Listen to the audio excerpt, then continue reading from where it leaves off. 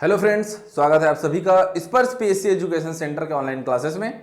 आज की क्लास में हम बौद्ध धर्म पर अध्ययन करने वाले हैं। हम समझने का प्रयत्न करेंगे कि गौतम बुद्ध जी ने किस प्रकार के उपदेश दिए थे और उसके पश्चात ये समझने का प्रयत्न करेंगे कि सीजीपीएससी हो या कोई भी पीसीएस एग्जाम हो या यूपीएससी हो, किस प्रकार के प्रश्न यहां से पूछे जा रहे हैं। अभी हम जो श्रृंखला पढ़ रहे हैं उसका नाम है छठी सदी ईसा पूर्व में हुए धार्मिक परिवर्तन। और इस श्रृंखला में इस चैप्टर में हमने सबसे पहले अध्ययन कर लिया है जैन मत को, जहां हमने पहले 24 तीर्थंकरों को जाना। फिर जैन मत के जो मुख्य जो उनके क्या है दर्शन है, जो उनके सिद्धांत हैं, हमने उनको समझा था। और जैन मत के फिर प्रचार प्रसार को और उसके किस प्रकार से उसका पतन हुआ उसको भी हमने समझा था। पतन का वास्तविक तात्पर्य भी मैंने आपको बतलाया था।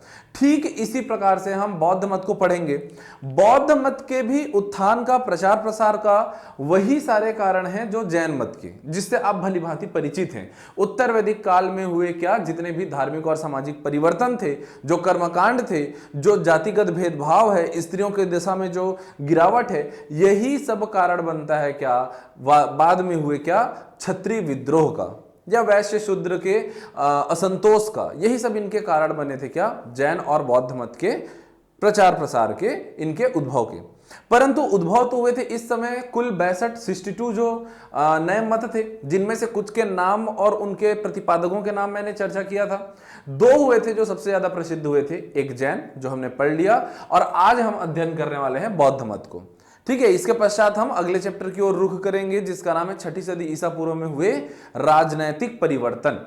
तो अभी इस क्लास में हम बौद्ध धर्म पढ़ेंगे। बौद्ध धर्म को जानने से पहले, बौद्ध मत एक बहुत ही गहरा मत है, बहुत ही गहरा दर्शन है ये। बौद्ध मत को जानने से पहले इसके प्रतिपादक जो हैं गौतम बुद्ध जी, उनके बारे में कुछ बातों पर हम लोग चर्चा कर लेते हैं। और इन बातों से भी बहुत से प्रश्न पूछे जाते हैं। ये थोड़ा सा ऐसा लगेगा कि हम फैक्ट रट रहे हैं। हाँ बिल्कुल, ये चीजें आपको याद करनी पड़ेगी मतलब करनी पड़ेगी। ठीक है, और दर्शन में मैं आपका मदद करूंगा कुछ बातों को क्या है समझने में, परंतु यहां तो आपको फैक्ट कुछ याद करने पड़ेंगे। ठीक है, तो बिल्कुल आप अपनी मदद स्वयं करें। और चलिए चर्चा करते हैं गौतम बुद्ध जी का जन्म कब हुआ था। गौतम बुद्ध जी का जन्म हुआ था 563 ईसा पूर्व में। कब हुआ था? 563 ईसा पूर्व में। यदि आपको याद आ रहा हो और आना चाहिए भी कि महावीर जैन का जन्म कब हुआ था, तो हुआ था 540 ईसा पूर्व। इनका जन्म हुआ है 563 ईसा पूर्व में, और महावीर जैन का जो 24वें तीर्थंकर हुए 540 ईसा पूर्व में। इसका मतलब कि गौतम बुद्ध और महावीर जैन ये दोनों क्या हैं, समकालीन है। ठीक है, ये दोनों समकालीन है, हमें ऐसा प्रतीत होता है। अच्छा, ये आपस में कभी मिले कि नहीं मिले, इनके बीच में वार्ता हुई कि नहीं हुई, ऐसा किसी भी धर्म ग्रंथ में संकलन नहीं है। अगर मुलाकात होती तो दो इतने महान विचारक, दो महान दर्शन के प्रतिपादक अगर इनका मिलन होता तो कहीं ना कहीं इनकी वार्ता के बारे में कहीं ना कहीं हम चर्चा अवश्य करते, परंतु इनके मिलन संबंधी कोई साक्ष्य नहीं मिलते हैं। ठीक है, हाँ बहुत से ऐसे शासक हुए, बिंबिसार, उदयन है ना, प्रसेनजीत, जो दोनों ही मतों को मानते थे। बुद्ध की तरफ थोड़े ज्यादा जो उनका झुकाव था, दोनों को मानते थे, लेकिन ठीक है, लेकिन इनके जो सीधा संपर्क है उसके बारे में पता नहीं चलता है। इनका जन्म स्थल क्या है, तो इनका जन्म स्थल है दोस्तों लुम्बिनी। ठीक है, इनका जन्म स्थल क्या है, लुम्बिनी। ये लुम्बिनी जो अभी हम रुम्मनदेई के रूप में देखते हैं, रुम्मिनदेई, ये रुम्मिनदेई क्यों याद रखना है, इसके पीछे भी एक कारण है, कारण को समझिए, है ना। कारण क्या है, लुम्बिनी, देखिए ये लुम्बिनी जो है कपिलवस्तु नेपाल में है। लुम्बिनी कपिलवस्तु नेपाल में है। इसी लुम्बिनी को रुम्मिनदेई के रूप में जाना जाता है। ये रुम्मिनदेई, जब हम मगध साम्राज्य पढ़ेंगे, मौर्य साम्राज्य पढ़ेंगे, मौर्य साम्राज्य में एक शासक होंगे अशोक, और अशोक का हम देखेंगे एक रुम्मनदेई अभिलेख। रुम्मनदेई अभिलेख में हम देखेंगे कि रुम्मनदेई जो कि गौतम बुद्ध का जन्म स्थल है, उनके अभिलेख में भी इस बात का वर्णन है कि यह गौतम बुद्ध का जन्म स्थल है, इसलिए अशोक उस क्षेत्र को धर्म कर से मुक्त करते हैं। ऐसा हम भविष्य में पढ़ने वाले हैं, आप अभी से जानते रहिए इन चीजों को। इनके पिता का क्या नाम था, तो इनके पिता का नाम था शुद्धोधन। इनके पिता का नाम था शुद्धोधन, और ये जो है ये शाक्य कुल के क्या है, शासक थे, है ना। शाक्य गणराज्य के क्या है, शासक थे। देखो ये भी शासक हैं, और जो महावीर स्वामी उनके पिता भी शासक थे, दोनों ही क्षत्रिय थे। माता, इनकी माता का नाम क्या है? इनकी माता का नाम है महामाया देवी, महामाया देवी। और ये जो है ये कोलीय गणराज्य की थी। महामाया देवी ये क्या है? कोलीगढ़ राज्य की थी। अच्छा, गौतम बुद्ध को जन्म देने के कुछ ही दिनों पश्चात में क्या है, इनकी माता का देहांत हो गया था, महामाया देवी का देहांत हो गया था। इसलिए इनका पालन पोषण जो है, इनकी जो मौसी है वो इनका पालन पोषण करती हैं, जिनका नाम है गौतमी प्रजापति। पालन पोषण किसने किया इनका? तो इनके प्रजापति, गौतमी प्रजापति ने इनका पालन पोषण किया। देखिए, गौतमी प्रजापति जी का महत्व इनके पालन पोषण में तो है, आपके एग्जाम के दृष्टिकोण से ये जो नाम है ये बहुत ज्यादा महत्वपूर्ण बनता है। आगे चल के भविष्य में हम देखेंगे कि गौतम बुद्ध जब उनको ज्ञान की प्राप्ति हो जाती है, वे उपदेश देते हैं और प्रचार प्रसार करते हैं। गौतम बुद्ध ने संघ की स्थापना की। उस संघ के कुछ नियम कानून थे, संघ के कुछ रीति रिवाज थे। संघ से संबंधित शब्दों को मैं आपको बाद में बतलाऊंगा, परंतु एक बात जो परीक्षाओं में बार बार पूछा जाता है, आपको ध्यान रखना है कि गौतम बुद्ध जो हैं वो संघ में स्त्रियों के प्रवेश को लेकर के उनका विचार अलग था। वे चाहते थे कि संघ में स्त्रियों का प्रवेश ना हो, स्त्रियों का प्रवेश ना हो। इसको लेकर के ऐसा नहीं है कि स्त्रियां ज्ञान प्राप्त नहीं कर सकती, उन्हें निर्वाण प्राप्ति नहीं होगी, महापरिवार निर्वाण प्राप्त नहीं होगी, ऐसा नहीं है। उनका मानना था कि सांसारिक दुखों से, सांसारिक मोह माया से जिनको वे इतने दूर तक अकेले लेके आए हैं, गौतम बुद्ध ने अपने प्रचार प्रसार किया था, अहिंसा के बारे में उन्होंने बताया, सामाजिक जितने बुराइयां हैं उनको हटाया, और उन्होंने अपने जो शिष्य हैं उनको सांसारिक दुखों से लेकर के कहीं दूर लेकर के गए, और वहां उन्होंने उनको वो जो है उनको ज्ञान की ओर लेकर के गए थे, मोक्ष की ओर लेकर के गए थे।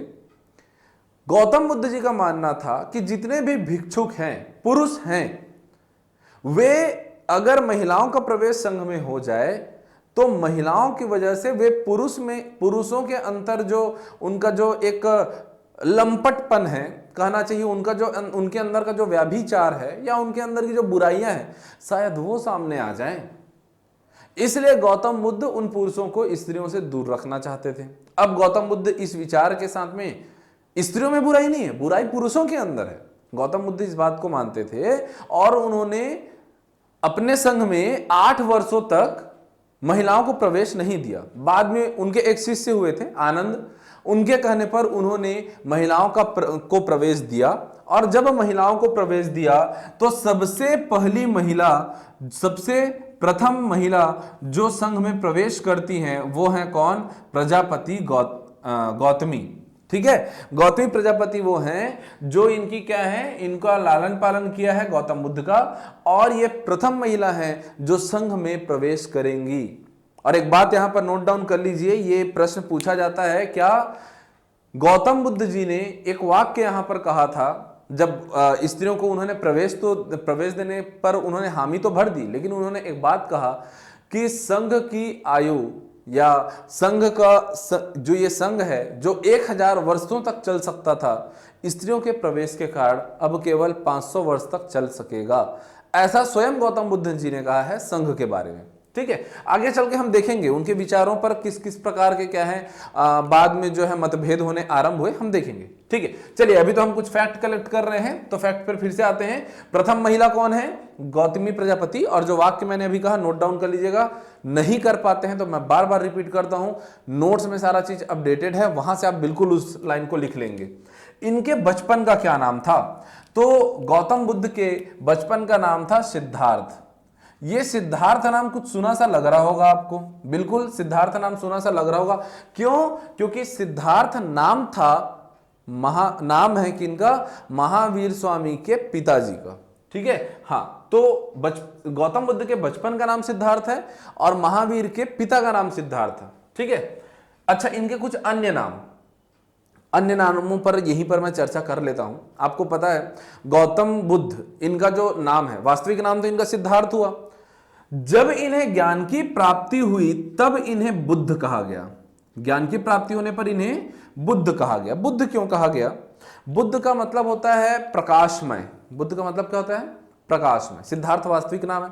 देखिए, गौतम बुद्ध को सिद्धार्थ को बुद्ध कहा गया ज्ञान प्राप्ति के पश्चात, क्योंकि जब इन्हें ज्ञान की प्राप्ति हुई तो इनके चेहरे पर एक तेज था, एक प्रकाश थी, एक आभा मंडल। कभी कभी आप किन्हीं किन्हीं लोगों को देखते हैं, उनसे मिलते हैं, बातें करते हैं, आपको ना कभी महसूस होता है कि ये इंसान भयंकर निगेटिव है, ये इंसान कुछ पॉजिटिव है, इससे मिलके अच्छा लगता है। तो जहां पर आप कुछ पॉजिटिविटी महसूस करते हैं, किसी पर्सन को देख करके आप अपने अंदर एक उत्साह, एक एनर्जी को महसूस करते हैं, समझ लीजिए वही एक आभा मंडल है, वही एक तेज है, उनके चेहरे में तेज है। वो कुछ बोले ना बोले, उनके चेहरे को देख करके समझ में आने लगता है कि हाँ, इनके पास बहुत कुछ है सीखने को। इनके साथ रहने से हम क्या है, हमेशा एक सुख का अनुभव लेते रहेंगे। ठीक है, एक सुख का अनुभव लेते रहेंगे। ऐसा प्रकाश था उनके चेहरे पर, ऐसा तेज था। और इसी तेज को दर्शाने के लिए क्या है, फिर पिक्चरों में क्या है, बढ़िया लाइटनिंग एकदम सिर के पीछे ऐसा आभा मंडल दिखाते रहते हैं। बाद में मूर्ति कला में दिखता है, आभा मंडल वाले का जो कॉन्सेप्ट है ये मूर्ति कला में दिखेगा हमको आगे चल के। तो इनको बुद्ध कहा गया, क्यों? इनके चेहरे पर जो तेज था। इनका एक और नाम हुआ तथागत। तथागत, तथागत का मतलब होता है जिसका ज्ञान सत्य है, अर्थात गौतम बुद्ध जी के ऊपर में लोग कितना विश्वास कर रहे हैं, इनको, इनके पास जो ज्ञान है वही सत्य है, इसलिए इनको कहा गया क्या? तथागत। गौतम बुद्ध जी वास्तव में कहां से थे? शाक्य कुल के थे, इसलिए इनको शाक्य मुनि भी कहा गया। शाक्य मुनि भी अगर कहा जाता है तो गौतम बुद्ध ही है, वो गौतम बुद्ध ही है। अच्छा, एक चीज और, गौतम बुद्ध जी का जो गोत्र था वो था क्या? गौतम। ये गौतम गोत्र के थे, इसलिए इनको गौतम भी कहा जाता है। और बार बार मेरे मुख से आप गौतम बुद्ध ही सुनेंगे। गौतम इनके गोत्र का नाम है, चेहरे में तेज होने के कारण बुद्ध कहा गया। तथागत अर्थात सत्य है जिसका ज्ञान, और शाक्य मुनि शाक्य कुल होने के कारण इनको कहा गया था। सिद्धार्थ इनके बचपन का नाम था। अच्छा, कई जगह इनका एक और नाम देखने को मिलता है, इनको कहा गया प्रछन्न। देखो, इसको लेकर के ना एक विवाद भी है। सीजीपीएससी बहुत पहले एक प्रश्न पूछा गया था, प्रछन्न बौद्ध किसे कहा गया, प्रछन्न बुद्ध किसे कहा गया? देखिए, आगे चल के जो हम गौतम बुद्ध जी का जो दर्शन पढ़ने वाले हैं, जो इनके सिद्धांत पढ़ने वाले हैं, ये कब की बात है? ये 563 ईसा पूर्व की बात है।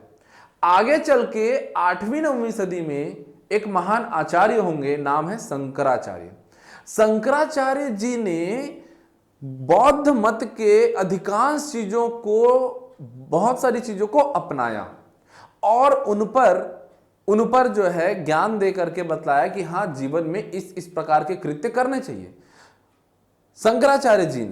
शंकराचार्य जी ने अपने दर्शन में गौतम बुद्ध की चीजों को अपनाया। उन्होंने ये नहीं कहा कि ये गौतम बुद्ध ने कहा है, उन्होंने अपने अनुसार उन सब चीजों की व्याख्या की।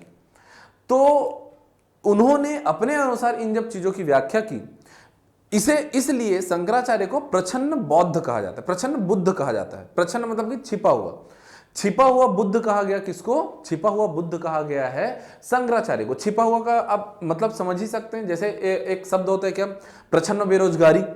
प्रछन्न बेरोजगारी से क्या समझ में आता है हमें? छिपी हुई बेरोजगारी। कि एक एकड़ के खेत में यदि 4 लोग कार्य करते हैं तो जितना उत्पादन होता है, हम देखते हैं कि गांव में 4 के बजाय वहीं पर 8 लोग काम कर रहे हैं और उत्पादन उतना ही हो रहा है। 4 लोगों के काम से जितना उत्पादन हो सकता था उतना 8 लोग के कार्य से भी उत्पादन हो रहा है, अर्थात 4 लोग बेरोजगार हैं, छिपे हुए बेरोजगार हैं, प्रछन्न बेरोजगारी। अर्थव्यवस्था में आप इसके बारे में पढ़ते हैं। वैसे ही शंकराचार्य ने छिपे हुए रूप से, आंतरिक रूप से बौद्ध मत के दर्शन को माना था और उनके बातों को दोबारा से समझाया था लोगों को। इसलिए क्या कहा जाता है?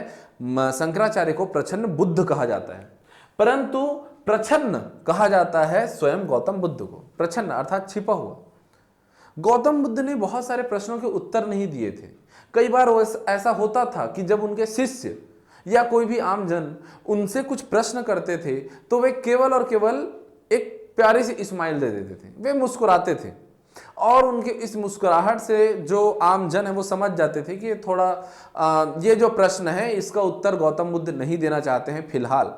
वे अपने कृत्यों से भले ही इसके बारे में बाद में समझा दें, या तो ये प्रश्न ही कुछ उटपटांग है, या तो फिर इसका उत्तर समझने के हम लायक नहीं हैं। जो भी कारण हो, गौतम बुद्ध फिलहाल इस प्रश्न पर विचार नहीं कर रहे हैं, या विचार कर रहे हैं तो हमसे उनको साझा नहीं करेंगे। गौतम बुद्ध ने इस बात को स्वीकार किया था कि सभी मनुष्य को सभी चीजें नहीं समझाई जा सकती, है ना। सभी चीजें नहीं समझाई, हम कई बार हमारे जीवन में भी ऐसा होता है, हम कई बार लोगों को कुछ बातें समझाने में अपना सिर फोड़ डालते हैं, परंतु उनको कुछ बातें समझ में नहीं आती। और इस बात को गौतम बुद्ध जानते थे, इसलिए वो क्या है, केवल मुस्कुरा देते थे और अपने दर्शन की कुछ बातों को छिपा लेते थे। उन्हें प्रछन्न कहा गया। प्रछन्न कहेगा तो स्वयं क्या है, गौतम बुद्ध, और प्रछन्न बुद्ध कहेगा तो क्या जानेंगे आप, शंकराचार्य। बिल्कुल इस डिफरेंस को जानना, मैंने इस पर इसलिए जोर दे के कहा कि आप कोई भी ऑब्जेक्टिव टाइप बुक उठाएंगे तो हो सकता है आपको कुछ यहाँ इस बात को लेकर के विवाद देखने को मिले। तो आगे बढ़ते हैं, देखते हैं इनके जीवनी के अगले चरण को। तो इनका विवाह हुआ था यशोधरा से। किससे इनका विवाह हुआ था? यशोधरा। देखिए दोबारा से याद कीजिए महावीर स्वामी को, और वहां पर हमने देखा था कि उनकी पत्नी का नाम क्या था, यशोदा।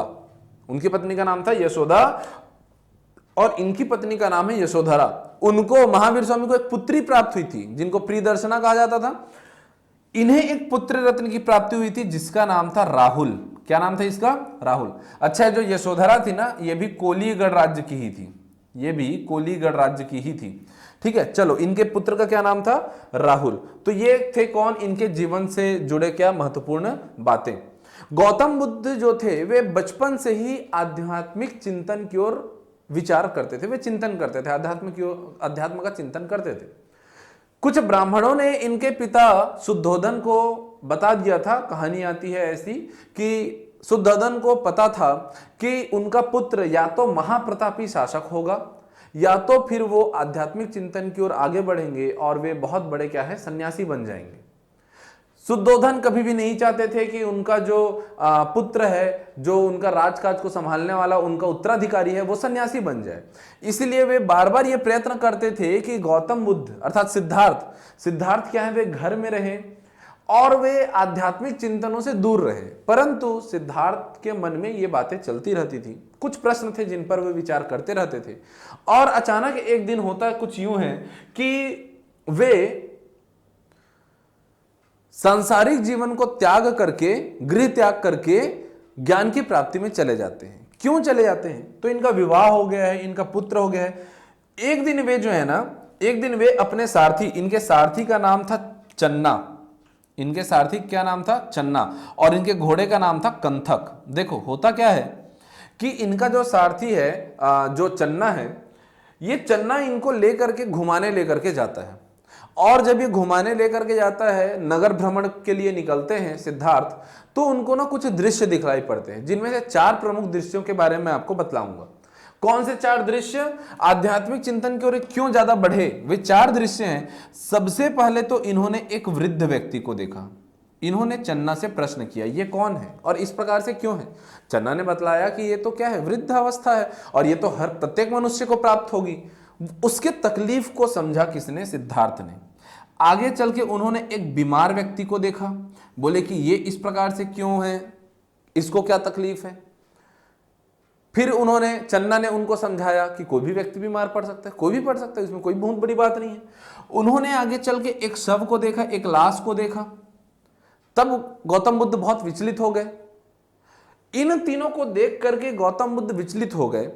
उन्होंने समाज को समझना चालू किया। उनको समझ में आया कि इस समाज में, इस संसार में कितना दुख है। वे ऐसा विचार कर ही रहे थे कि उनको एक चौथा दृश्य देखने को मिलता है, वह है एक सन्यासी। उन्होंने जब सन्यासी को देखा तो सन्यासी के चेहरे पर उन्होंने एक सुख देखा, उनके चेहरे पर एक तेज देखा और गौतम बुद्ध उनसे बहुत प्रभावित हुए। बोले कि ये व्यक्ति क्यों इतना खुश है, इनके चेहरे पर ये तेज क्यों दिख रहा है? चन्ना ने बताया ये सन्यासी है, इसको संसार से कोई लेना देना नहीं है। कब बीमारी हो रही है, कब बुढ़ापा आ रहा है, मृत्यु क्या है, इनको इन सब चीजों से, सांसारिक चीजों से कोई मोह माया नहीं है। गौतम बुद्ध ने विचार किया, मतलब मोह माया से ही हमें दुख की प्राप्ति हो रही है। अब उन्होंने दुख के कारण आगे चल के, जो मैं बौद्ध मत के जो प्रमुख दर्शन के जो सिद्धांत है उन पर चर्चा करूंगा, तो मैं इन चारों पर आपको बतलाऊंगा कि इससे उनको क्या प्रभाव पड़ा। फिलहाल यही जान लीजिए कि इनको देख करके गौतम बुद्ध के मन में विचार आया कि यदि इन सब प्रकार का दुख मनुष्य को प्राप्त होता है और जबकि परम सुख की प्राप्ति इस सन्यासी को हो रही है, तो क्यों ना मैं भी उस परम सत्य की ओर, परम ज्ञान की ओर आगे बढ़ूं। मैं क्यों इस सांसारिक मोह माया में बंधा हुआ हूं। और इन विचारों से गौतम बुद्ध ने गृह का त्याग कर दिया। कब त्याग कर दिया? 29 वर्ष की आयु में उन्होंने गृह त्याग कर दिया। और ये जो इनका गृह त्याग का जो ये कार्य था, वह क्या कहलाता है? महाभिनिष्क्रमण। देखिए, ये शब्दों को आप बिल्कुल ध्यान रखिएगा। महाभिनिष्क्रमण से क्या तात्पर्य है? गौतम बुद्ध के गृह त्याग का तात्पर्य है महाभिनिष्क्रमण। उन्होंने 29, देखिए महावीर स्वामी ने कब त्याग किया था? 30 वर्ष की आयु में। पहले तो वे अपने बड़े भाई के पास गए, है ना, बड़े भाई से परमिशन लिया, फिर 30 साल की उम्र में वे क्या है, वे चले गए वहां से। और ये जो है, अब इनको किसी से परमिशन लेना नहीं, इनको मन आया, बड़ा भाई कोई है नहीं, इनका मन किया, 29 वर्ष की आयु में ये निकल गए। इस घटना को महाभिनिष्क्रमण कहा जाता है। ये जब यहां से निकल गए और वे ज्ञान की खोज में भटकते रहे, तो भटकते भटकते ये सांख्य दर्शन के आचार्य, ध्यान रखिएगा मैं क्या कह रहा हूं, सांख्य दर्शन के आचार्य अलार कलाम से इन्होंने मुलाकात किया। अलार कलाम, और अलार कलाम से इन्होंने दीक्षा ली। सांख्य दर्शन के आचार्य अलार कलाम से इन्होंने दीक्षा ली और अलार कलाम ने इनको लगभग सभी प्रश्नों के उत्तर देने का प्रयत्न किया।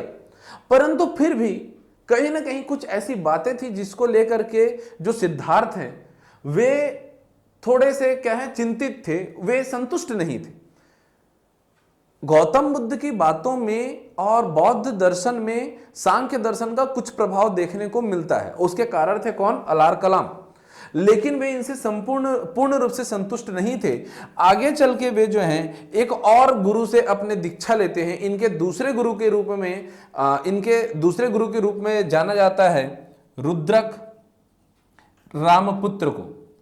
रुद्रक रामपुत्र जी को इनके दूसरे गुरु के रूप में जाना जाता है। उन्होंने इन दोनों से ही दीक्षा ली और इन दोनों से ही दीक्षा लेने के पश्चात भी वे पूर्ण रूप से संतुष्ट नहीं हुए और उसके बाद फिर वे यहां वहां भटकना छोड़ करके वे एक जगह जा करके शांति से तप करने बैठ गए। वे तप करते रहे, खाना पीना छोड़ करके उन्होंने तप किया और वे एक वृक्ष के नीचे बैठ करके तप करते रहे। उन्हें ज्ञान की प्राप्ति नहीं हो रही थी। पूर्ण रूप से उनको ज्ञान की प्राप्ति हुई 6 वर्ष के पश्चात, अर्थात 35 वर्ष की आयु में। कब हुई? 35 वर्ष की आयु में उन्हें पूर्ण रूप से ज्ञान की प्राप्ति हुई। ज्ञान की प्राप्ति की इस घटना को संबोधि कहा जाता है। ध्यान रखिएगा, महाभिनिष्क्रमण किसे कहा जाता है? गृह त्याग को। और ज्ञान प्राप्ति को कहा जाता है क्या? संबोधि। क्या कहा जाता है? संबोधि। इसको लेकर के एक कहानी आती है, समझिएगा इसको। जब वो ज्ञान प्राप्ति के लिए एक स्थान पर बैठे थे, वहां उनको ज्ञान की प्राप्ति नहीं हो रही थी, लेकिन वहीं पर एक गरड़िया वहां पर विचरण कर रहा था, भेड़ बकरी अपना चरा रहा है, और वो जो है ना एक गाना गा रहा था जिसमें कुछ इस प्रकार की बातें थी कि ये जो एक तारा बजा रहा था, एक तारा आप जान रहे होंगे, तो एक तारा बजाते बजाते फिर वो गाना गा रहा है। क्या गाना गा रहा है? कि यदि इस एक तारा को मैं ज्यादा ही ढीला छोड़ दूं तो यहां से मधुर ध्वनि नहीं निकलेगी, और यदि मैं इसे अधिक खींच दूं, अधिक तान दूं, तो इसके जो तार हैं वे टूट जाएंगे और तब भी मधुर ध्वनि नहीं निकलेगी। गरड़िया तो गा रहा था, परंतु इस बात के मर्म को समझा गौतम बुद्ध ने, सिद्धार्थ ने। उन्होंने समझा कि हाँ, मैं भी तो जीवन में ऐसा ही कर रहा था। 29 वर्ष की आयु तक वे अपने जीवन को ढील देकर के रखे हुए थे, मोह माया सांसारिक बंधन में पड़े हुए थे, और अब जब उन्हें ज्ञान को प्राप्त करना है तो वे अपने आप को कठिन तप से जोड़ के रखे हैं। तब गौतम बुद्ध ने यहां से मध्यम मार्ग को समझा। जिस अहिंसा के बारे में मैं जैन मत में बात किया, जिस काया क्लेश के बारे में मैंने जैन मत के बारे में बात किया, अब वो काया क्लेश या वो अहिंसा की विचार गौतम बुद्ध के जीवन में या इनके दर्शन में देखने नहीं मिलेगी। क्यों? क्योंकि गौतम बुद्ध ने मध्यम मार्ग को स्वीकारा। उन्होंने कहा कि अधिकाधिक रूप से मोह माया में बंधे रहना या अधिकाधिक रूप से अपने आप को कठोर तप में रखना, दोनों से ही संपूर्ण ज्ञान की प्राप्ति नहीं होती। मध्यम मार्ग होना चाहिए। मध्यम मार्ग होना चाहिए और इस प्रकार उन्हें ज्ञान की प्राप्ति हुई। देखो मध्यम मार्ग का कॉन्सेप्ट कहां पर है, तो बौद्ध मत में है। ये बात अभी से आप समझ लो, ज्ञान की प्राप्ति हुई जिसे हम संबोधि कहते हैं। ज्ञान की प्राप्ति कहां हुई, इसको लेकर के जो है प्रश्न आता है। तो इनको ज्ञान की प्राप्ति हुई थी कहां, गया में, बोध गया में। और कहां पर हुई थी, तो पीपल वृक्ष के नीचे। इसी पीपल वृक्ष को जो है अभी बोधि वृक्ष के नाम से जाना जाता है। ठीक है, कहा जाता है, माना जाता है। आगे इतिहास में मैं आपको इससे रिलेटेड बात पढ़ाऊंगा, बिल्कुल नोट डाउन कर लीजिएगा कि गौड़ वंश के एक शासक हुए थे शशांक। शशांक नामक शासक ने इस बोधि वृक्ष को, जिस पर गौतम बुद्ध जी को, जिसके नीचे ज्ञान की प्राप्ति हुई थी, गौड़ वंश के शासक शशांक ने उसे कटवा दिया था। ठीक है, तो फिलहाल हम ये देखते हैं स्थल क्या है, बोधि वृक्ष, बोधि वृक्ष, पीपल वृक्ष कहां पर, गया। और कहां पर हुआ था, तो निरंजना नदी के तट पर इनको ज्ञान की प्राप्ति हुई थी। आपको याद आना चाहिए कि महावीर स्वामी को ज्ञान की प्राप्ति ऋजुपालिका नदी के किनारे हुई थी। मैं बार बार कुछ जगहों पर जानबूझ करके महावीर स्वामी से रिलेट कर रहा हूं, क्योंकि आपको याद होना चाहिए, ये सारी चीजें आपको पता होनी चाहिए। ठीक है, दोनों को कभी कंफ्यूज नहीं करना। ठीक, क्योंकि जब बात आती है ना निम्नलिखित कथनों में से असत्य को पहचानिए, 3-4 कथन कूट में आते हैं, तो ऐसी कुछ बातें लिखी होती है, गौतम बुद्ध जी को ज्ञान की प्राप्ति ऋजुपालिका नदी के किनारे हुई, लिख दिया है। आप बोले हाँ चलो ठीक है, ज्ञान की प्राप्ति तो हुई थी। अरे कहाँ, निरंजना, और उसमें लिखा है ऋजुपालिका, तो गलत हुआ ना वो वाक्य। तो इसलिए ऐसे वाक्यों को आपको पहचानना जरूरी है। इस जो ज्ञान प्राप्ति की जो बात है उसे संबोधि कहा गया। स्थल कौन सा था, गया, पीपल वृक्ष के नीचे, निरंजना नदी पर इनको क्या है, अच्छा निरंजना नदी को ही पुनपुन नदी भी बोला जाता है ना, पुनपुन भी याद रखना, पुनपुन नदी। ठीक है, ये बिल्कुल आपको ध्यान में रखना है 35 वर्ष की आयु में। अच्छा, गौतम बुद्ध जी का जो जन्म हुआ था ना, और जो उनको ज्ञान की प्राप्ति हुई है, चाहे मैं जन्म की बात करूं चाहे मैं ज्ञान प्राप्ति की बात करूं, ये जो घटना है ये हुआ था कब, वैशाख पूर्णिमा में। कब हुआ था, वैशाख पूर्णिमा। और आगे चल के हम देखेंगे गौतम बुद्ध जी को महापरिनिर्वाण भी इसी वैशाख पूर्णिमा को ही मिलती है। ठीक है, तो वैशाख पूर्णिमा का दिन, जिसको बुद्ध पूर्णिमा के नाम से जानते हैं, 3 महत्वपूर्ण घटनाएं, जन्म, ज्ञान प्राप्ति और महापरिनिर्वाण, तीनों ही कहा, वैशाख पूर्णिमा। अब आते हैं हम इनके प्रथम उपदेश की ओर। तो प्रथम उपदेश इन्होंने दिया था कहां, सारनाथ में। कहां दिया था इन्होंने, सारनाथ में इन्होंने प्रथम उपदेश दिया था। और इन्होंने 5 ब्राह्मणों को जो है, 5 ब्राह्मणों को उपदेश दिया। वे सभी ब्राह्मण जो क्या है, इनसे क्या है, प्रभावित हुए थे। इससे पहले कि ये उन 5 ब्राह्मणों को कुछ प्रवचन देते, कुछ बातें बताते, जब इन्हें ज्ञान की प्राप्ति हो गई और इन्हें जब बुद्ध कहलाए जब ये, तो इनके चेहरे से इतना तेज निकल रहा था कि लोग देख के ही समझ जाते थे कि इनमें कुछ अलग बात है। ये है जिनसे हमें बहुत कुछ सीखने मिल सकता है। जैसे गौतम बुद्ध इस सन्यासी से प्रभावित हुए थे, वैसे अब पूरा संसार गौतम बुद्ध से प्रभावित हो रहा है। और इनके इस प्रथम उपदेश की जो घटना है, इसे धर्म चक्र प्रवर्तन कहा जाता है। धर्म चक्र प्रवर्तन कहा जाता है। ठीक है, किसे कहा जाता है, प्रथम उपदेश की घटना को धर्म चक्र प्रवर्तन कहा जाता है। ठीक है, 5 ब्राह्मणों को इन्होंने उपदेश दिया। बाद में आगे चल के इन्होंने बहुत सारे जगहों में उपदेश दिया। स्त्रियों को, पुरुषों को, ऊंची जाति, नीची जाति, इनके लिए सब समान थे। इन्होंने सबको सिखाया, सत्कर्म करना सबको सिखाया। और क्या सिखाया वो हम सिद्धांत में पढ़ेंगे, लेकिन उससे पूर्व 1-2 बातें और। इनके चचेरे भाई का नाम था देवदत्त, और इसका नाम आप याद रखिए देवदत्त को 2-3 कारणों से। पहली बात तो कि इनका चचेरा भाई है, जो कि पहले इनका क्या बनता है, पहले इनका अनुयायी बनता है, पहले इनका अनुयायी बनता है, अर्थात इनका फॉलोअर बनता है, और बाद में ये जो है इनका विरोधी बन जाता है। कुछ बातों को लेकर के ये इनका विरोधी बन जाता है वास्तव में। अच्छा, ये अनुयायी और विरोधी वाली बात को लेकर के एक नाम आपको याद आना चाहिए, फिर से मैं बोल रहा हूं, जामाली। जामाली क्यों, महावीर स्वामी का दामाद, जो उनका क्या बना, फॉलोवर बना पहले, और बाद में फिर एक विशेष कारण से उनका विरोधी भी बन गया था। क्रियामाण कृत का सिद्धांत वाली बात याद करनी चाहिए आपको, बिल्कुल। चलिए तो देखते हैं, ये जो है इनका चचेरा भाई देवदत्त, जो कि इनका अनुयायी बना, बाद में विरोधी बन गया। वास्तव में देवदत्त जो है, जैसे गौतम बुद्ध संघ के प्रमुख थे, उनकी बातें पूरी संसार मानती थी। देवदत्त को लगता था कि अब मैं भी तो ज्ञान प्राप्त कर चुका हूं, तो मेरी भी बातें माननी चाहिए, मुझे यहाँ का क्या होना चाहिए, लीडर होना चाहिए। अर्थात उसके अंदर में ना एक प्रकार से जलन की भावना आ गई थी और इसके कारण उसने कुछ दुष्कर्म भी किए। ये देवदत्त ही था। आपको भविष्य में बताऊंगा, जो लोग पहले पढ़ चुके हैं वे जानते हैं, एक वंश हुआ पितृहंता वंश अर्थात हर्यक वंश। बिंबिसार नामक शासक को उसी के पुत्र अजातशत्रु ने मारा था। अजातशत्रु ने क्यों मारा था? इसी देवदत्त के कहने पर। देवदत्त ने अजातशत्रु के साथ में समझो क्या एक समझौता, एक डील कर लिया था और फंस करके अजातशत्रु ने क्या है अपने पिता की हत्या कर दी, बिंबिसार की। बाद में वैसे अजातशत्रु को इस बात का अपनी गलती का एहसास होता है और अजातशत्रु बाद में गौतम बुद्ध के अनुयायी बन जाते हैं, गौतम बुद्ध से क्षमा मांगते हैं और उनके अनुयायी बन जाते हैं। परंतु देवदत्त का योगदान उस राजनीतिक जो परिवर्तन है उसमें भी होगा।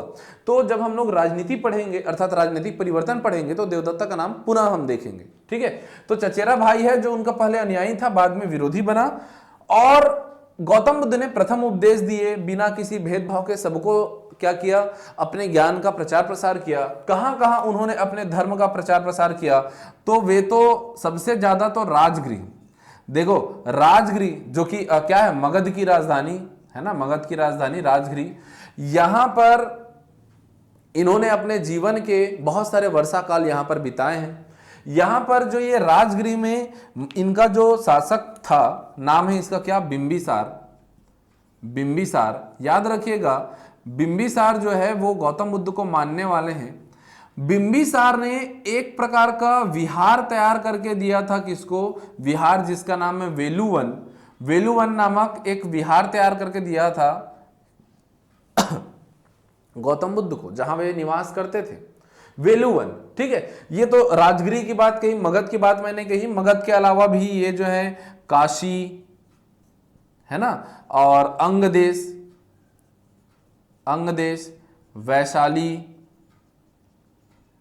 मल्ल, वज्जी, देखो ये सारे जो नाम है ना, ये आपको भले ही अभी थोड़ा ज्यादा लग रहा होगा, अजीब लग रहा होगा, लेकिन आगे चल के इन सभी नामों पर जो है हम 16 महाजनपद जो पढ़ने वाले हैं अभी, 16 महाजनपद जो अभी पढ़ने वाले हैं, ये सबका नाम आएगा। तो ये सभी जो महाजनपद हैं उनमें जो है घूम घूम करके गौतम बुद्ध ने अपने शिक्षा का प्रचार प्रसार किया था और बहुत से इनके फॉलोअर बने थे, बहुत से लोगों ने इनको माना था। ठीक है, इसी क्रम में जब ये अपने धर्म का प्रचार प्रसार कर रहे हैं, अपने मत का प्रचार प्रसार कर रहे हैं, ये अपने दर्शन को लोगों को सिखा रहे हैं, इसी क्रम में ये पहुंचते हैं एक विशेष जगह, धर्म का प्रचार करते हुए ही ये पहुंचते हैं मल्ल की राजधानी ये पहुंचते हैं पावापुरी। देखो मल्ल की दो राजधानी हम देखेंगे, एक कुशीनारा, पावापुरी। मल्ल की राजधानी पावापुरी में पहुंच करके ये एक विशेष व्यक्ति से मिलते हैं, नाम है उसका चुंद। और ये जो चुंद नामक लोहार है, ये एक लोहार था। चुंद नामक लोहार के आम्रवाटिका में ये रुके हुए थे। वहां पर चुंद नामक लोहार ने इनको खाने के लिए सुकर मार्ध्व परोसा। क्या परोसा इन्होंने? सुकर मार्ध्व इन्होंने परोसा और उसको खाने के कारण अतिसार नामक रोग से ग्रसित हो गए थे। कौन? गौतम बुद्ध। क्या? अतिसार नामक रोग से ये ग्रसित हो गए थे। देखो गौतम बुद्ध, ये अभी की बात नहीं, 35 वर्ष में इनको ज्ञान की प्राप्ति हुई है और तब से प्रवचन देते देते अब ये 80 साल के हो गए हैं। 80 वर्ष की आयु में जब ये पावापुरी पहुंचे, वहां चुंद नामक लोहार के आम्रवाटिका में ये थे, तो वहां पर उन्हें सुकर मार्ध्व परोसा चुंद ने और उसको ग्रहण किया गौतम बुद्ध ने। इससे उनको अतिसार नामक रोग हो गया। आगे फिर वे यहां नहीं रुके, वे जो है पावापुरी से बढ़ गए और वे पहुंच गए कहां? कुशीनारा। कुशीनारा पहुंच करके, अभी उनका तबियत खराब था ही, कुशीनारा पहुंच करके उन्होंने क्या किया? उन्होंने अपना अंतिम उपदेश दिया। और उन्होंने अपना अंतिम उपदेश किसको दिया था, यह प्रश्न भी पूछा जाता है। तो उन्होंने अपना अंतिम उपदेश दिया था सुबद्ध नामक व्यक्ति को। सुबद्ध को उन्होंने अपना अंतिम उपदेश दिया और उसके बाद में उन्हें महापरिनिर्वाण की प्राप्ति हुई। महापरिनिर्वाण, मैंने जैन मत पढ़ाते हुए कैवल्य, निर्वाण, महापरिनिर्वाण, इन तीनों ही शब्दों के बारे में व्याख्या किया था। उम्मीद करता हूं कि आप निर्वाण और महापरिनिर्वाण का अंतर समझ गए हैं। महावीर स्वामी को निर्वाण की प्राप्ति हुई थी, जबकि गौतम बुद्ध को निर्वाण की प्राप्ति होने के पश्चात जब वे पूरा ज्ञान सब तरफ बांट लिए उसके पश्चात अब उन्हें महापरिनिर्वाण की प्राप्ति हो रही है। कहां हो रही है? तो इस कुशीनारा में, कुशीनारा वो पहुंच चुके हैं। तो इसी कुशीनारा में वो जब थे, 80 वर्ष उनकी उम्र है। अब आप कैलकुलेट खुद ही कर सकते हो कि कब की बात कर रहा हूं मैं बात कर रहा हूं 483 ईसा पूर्व की। तो 483 ईसा पूर्व में 80 वर्ष की आयु में इन्हें महापरिनिर्वाण की प्राप्ति हो जाती है। ठीक है, और ये जो महापरिनिर्वाण की इनको जो प्राप्ति होती है, मैंने आपको पहले भी कहा था, फिर से बतला रहा हूं क्या, कि यह भी इनको वैशाख पूर्णिमा के दिन ही प्राप्त होता है। जन्म वैशाख पूर्णिमा, ज्ञान प्राप्ति वैशाख पूर्णिमा, महापरिनिर्वाण भी क्या है, कब हुआ था? वैशाख पूर्णिमा के दिन ही हुआ था। ठीक है, एक बात याद रखना, महावीर स्वामी को निर्वाण की प्राप्ति कहां हुई थी? तो वो पावापुरी ही है। और इसी पावापुरी में क्या है, ये शुकर मार्दो खा रहे हैं। बाद में कुशीनारा जाकर के महापरिनिर्वाण की प्राप्ति हो रही किसको? गौतम बुद्ध को। तो ये गौतम बुद्ध जी के जीवन से जुड़े कुछ महत्वपूर्ण तथ्य हैं जिसको आपको बिल्कुल याद रखना है, आपको जानना बहुत ज्यादा जरूरी है।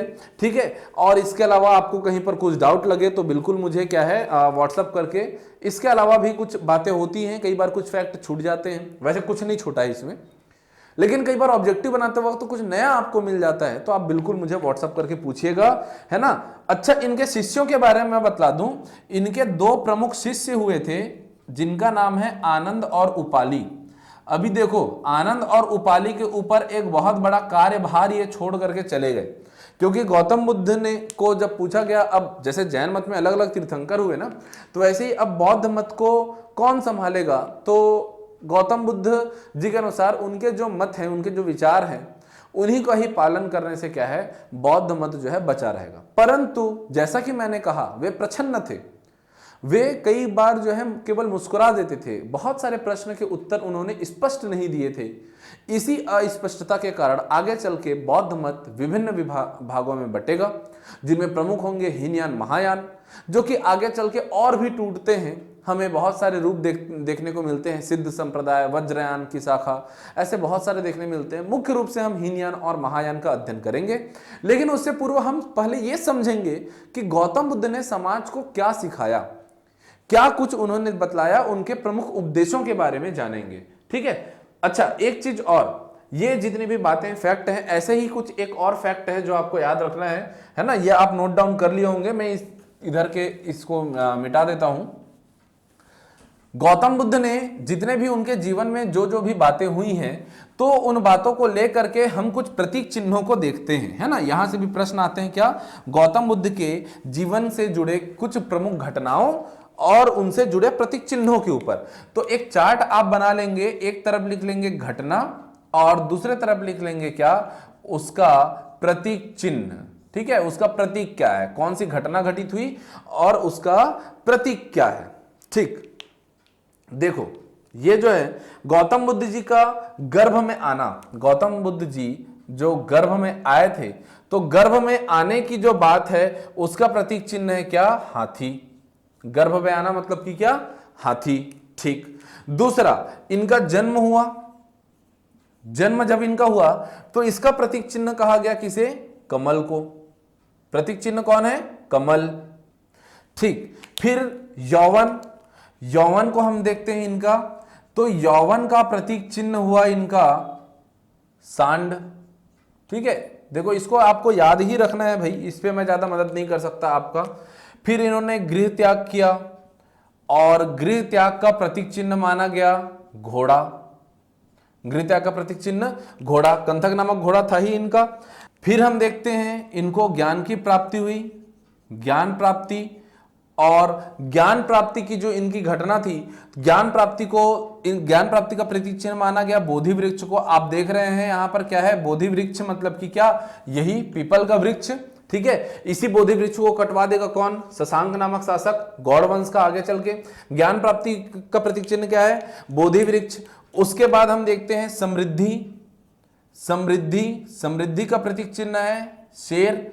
बाद में ज्ञान प्राप्ति के पश्चात जब इनके चेहरे से वो तेज निकल रहे थे, इनका आभा मंडल की हम बात करते हैं, तो इन्होंने क्या दिया, प्रवचन दिया। और इनके प्रथम प्रवचन को प्रथम प्रवचन। प्रथम प्रवचन से तात्पर्य क्या है हमारा? प्रथम प्रवचन देखो, प्रथम उद्देश्य धर्म चक्र प्रवर्तन। प्रथम प्रवचन को इनका प्रतीक माना गया किसे? चक्र। चक्र इनका क्या है? प्रथम प्रवचन का प्रतीक है। फिर इनको क्या हुआ? निर्वाण की प्राप्ति हुई। निर्वाण है ना, पद चिन्ह, पद चिन्ह। अंत में देखते हैं इन्होंने जब अपना देह त्याग किया अर्थात महापरिनिर्वाण। महापरिनिर्वाण जो इन्होंने अपना देह त्याग किया, इस घटना का प्रतीक चिन्ह है स्तूप। तो ये कुछ इनके क्या है, कुछ प्रतीक चिन्ह है ना। इनको आपको याद करके चलना है कि कौन कौन से प्रतीक चिन्ह गौतम बुद्ध के जीवन से जुड़े हुए हैं। अच्छा, इसी के साथ में आपको याद रखना है कुछ स्थानों को भी, कि कहाँ जन्म हुआ था, कहाँ ज्ञान की प्राप्ति हुई थी, कहाँ इन्होंने पहली बार उपदेश दिया था, है ना। तो इन सब चीजों को देख के चलना है, ठीक है। जन्म हुआ था कहाँ? लुम्बिनी में। फिर ज्ञान की प्राप्ति कहाँ हो गई? तो गया में। कौन से नदी के किनारे? निरंजना नदी के किनारे। प्रथम उपदेश कहाँ पे दिया? तो सारनाथ में दिया। इन्होंने देह त्याग कहाँ किया अर्थात महापरिनिर्वाण की प्राप्ति कहाँ हुई? तो आपको बिल्कुल होना चाहिए याद, कुशीनारा के बारे में पता होना चाहिए। पावापुरी मत समझ लेना भाई, वो क्या है? महावीर स्वामी। तो ऐसे जो है प्रमुख स्थलों को, इनके जीवन से जुड़े प्रमुख जगहों को, इन सबको आपको याद रखना है, ठीक है। तो आज के लेक्चर में मैं यहीं पर एंड करता हूं कुछ अन्य तथ्यों के साथ, और गौतम बुद्ध जी ने क्या सिखाया इसको लेकर के अगले वीडियो में आपसे चर्चा करूंगा। बौद्ध मत का जो सारांश है, बौद्ध मत की जो प्रमुख सिद्धांत हैं, उस पर हम अगले वीडियो में चर्चा करेंगे। तब तक के लिए आप इनको तैयार कीजिए। धन्यवाद।